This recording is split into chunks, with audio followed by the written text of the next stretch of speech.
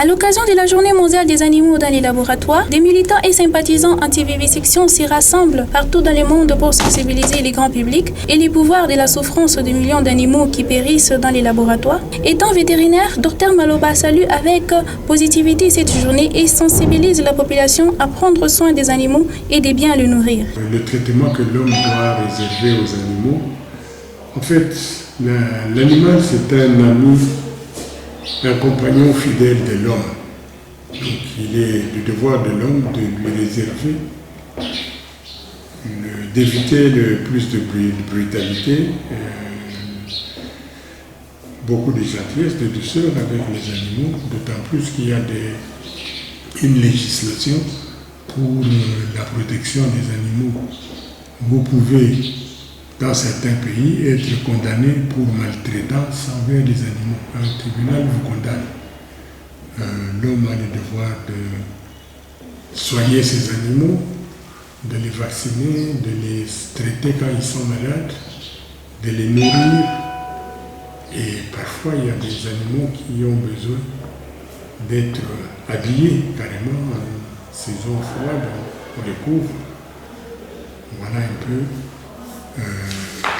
ce qui fait que la journée d'aujourd'hui est une journée très importante et particulière, et pour l'animal en concerne, et pour l'homme qui vit avec l'animal et celui qui le traite, donc le médecin vétérinaire.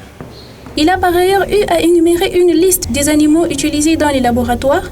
C'est ainsi que dans la vie du laboratoire, dans les activités du laboratoire, on utilise des animaux pour le diagnostic.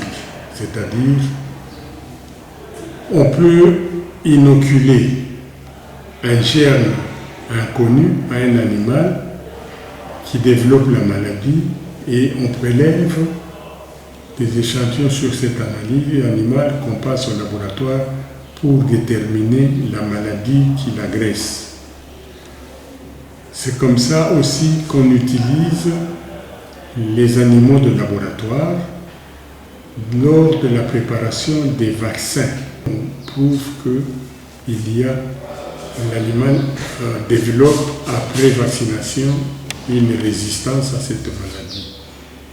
Parmi les animaux de laboratoire, nous utilisons